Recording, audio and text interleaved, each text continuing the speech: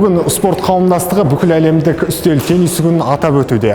Әрине, бұл айтулы дата спорт күнімен тұспа-тұс келіп отыр.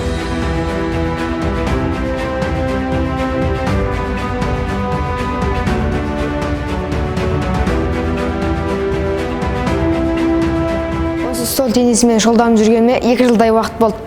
Көптеген қалаларға жарысқа барып, бірінші, екінші, үшінші орындар алып жүрміз. Спорттың пайдасы өте зор. Мен барлық достарымды спортқа шақырамын.